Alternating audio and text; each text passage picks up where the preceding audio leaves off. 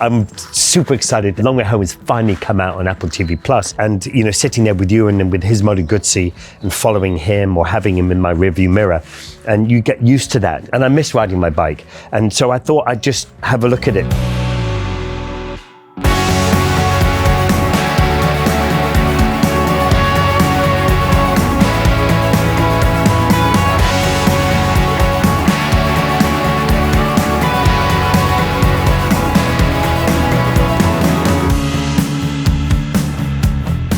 So I just wanted to talk a little bit about this bike, because this bike really made it all possible, you know, traveling with Ewan. It had everything which I needed for the trip, and that's kind of one of the reasons why I bought it. And then Kebble's Speed Shop kind of changed the back end. So the front is all pretty much original. And then the back here, as you can see, just take this off, the back here, he's tidied it up. It was quite a big backside at the end, and so it's all been sort of tidied up, and I really, really like the look of it. It's pretty damn impressive, and it's good looking, isn't it? I mean, it's a good looking bike. And what makes me laugh as well, you should have a look at what these wheels are called. So they look like Firestones, but anyway, zoom in and have a look at the tires. But I have to say, the journey for this bike really, you know, it didn't make it easy for me. When the bike arrived at the end of the driveway, it arrived on a huge car transport truck, and it was in a pretty bad condition. It was dark blue at the time. It was really rusted. It had not been looked after, and it needed quite a lot of work done to it in order to get it ready for the trip. One of the biggest problems we had was that these carburetors, which is a dark art to get carburetors going, they constantly need finessing, and it's a really tricky piece of gear. It's about 100 and something parts inside each one of these. But in the end, what the problem was in the end is, and I'll take this off here, is these are it works a bit like a toilet system. So you have the fuel here. These are the reservoir float tanks. So these are the floats here, which when this reservoir fills up, it stops the fuel going in. And that's an overflow pipe here, exactly like a toilet system. So, you know, if there's a leak, then it'll just overflow and it'll pour out the bottom. But what was happening with this was it was just pouring out all the time, and we couldn't get it to stop leaking.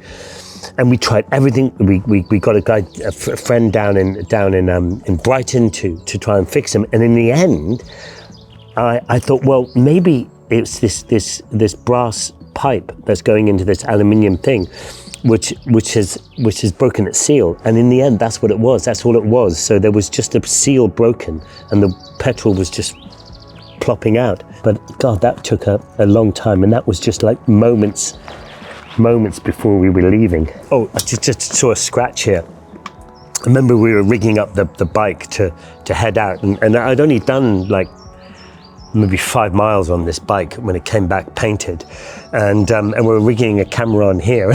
I remember putting the steering bars right like this, and I'm thinking, God, this bloody thing is stuck. And I was thinking, what the hell, what's gone wrong with this bike? And then I realized that the cameraman was just scratching away at my new paint job. That little scratch, I often looked at that as I was going along.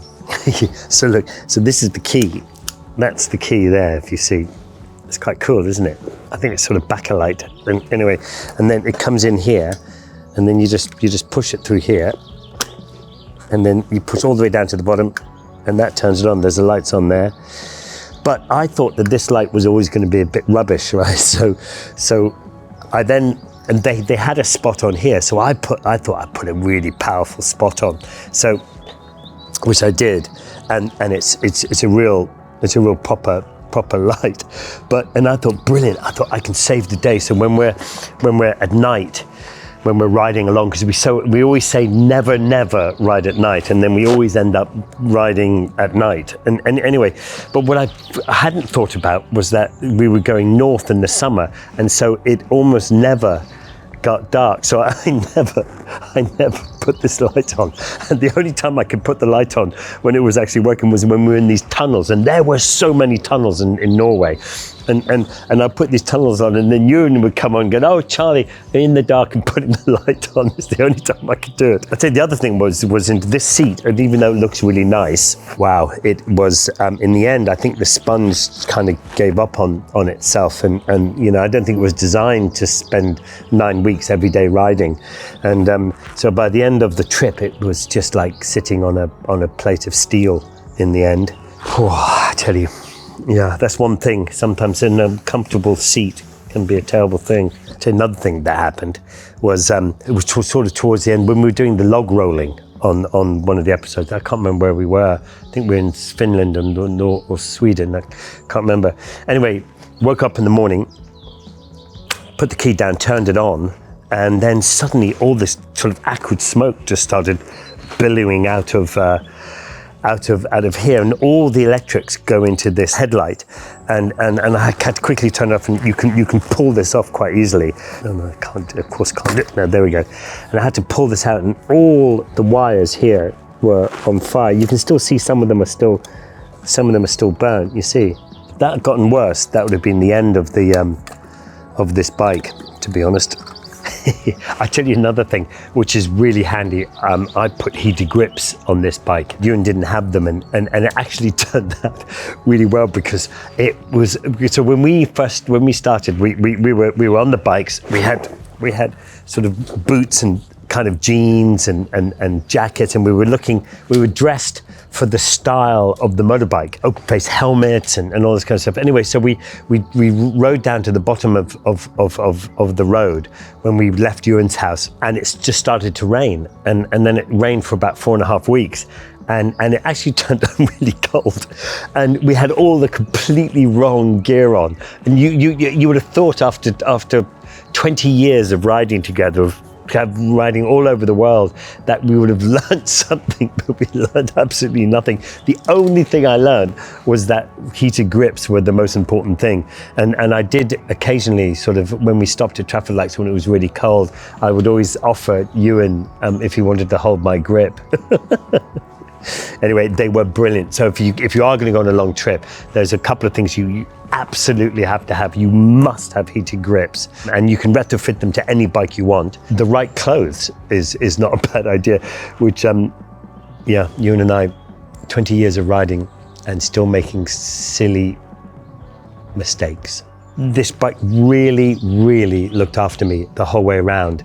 And you become so attached to the bike because you have everything on it. You know, your panniers have everything that you want, the food, your tent, your sleeping bag, everything that you need, tools, everything you need to keep going. And so you become attached to it. And if something slightly goes wrong, you start thinking, oh my God, what's going to happen? You know, it's going to affect my journey. But then that's how you meet people when things go wrong on trips. This has taken me through 17 countries. I think it's just around 10,000 miles in about 9 weeks or so. We traveled all through Northern Europe, the Scandinavia, Eastern Europe, and traveled to places that I'd never been to in Europe. And I really loved it. And you could get away and be in the middle of the wilderness, in the middle of nowhere.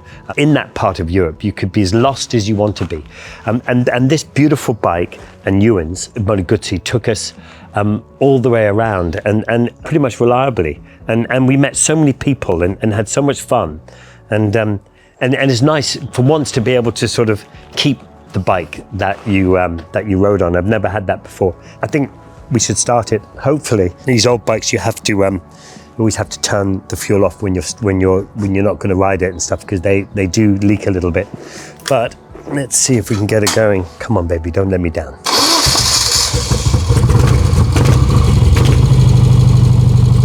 Well, that was a bit easier than I thought. She's always started really well, you know, and it's amazing for a bike that is from 1973. It's good, you know, it's got 50, 60 horsepower. This was considered a super bike back in the day. It revs to about 6,500 revs. It's got the touring tank, which is really nice.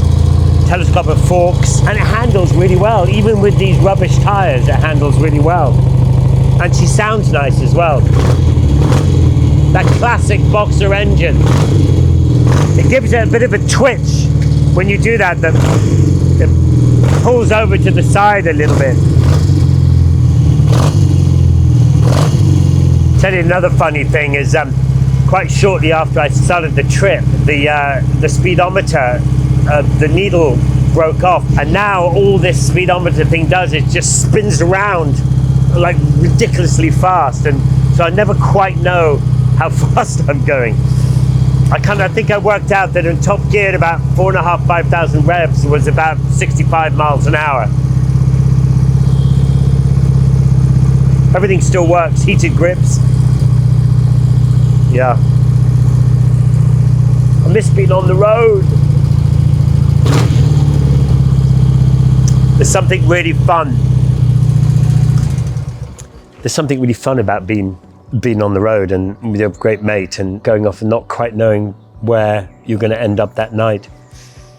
It's lovely. This is the bike that I rode. I love it. And it's beautiful.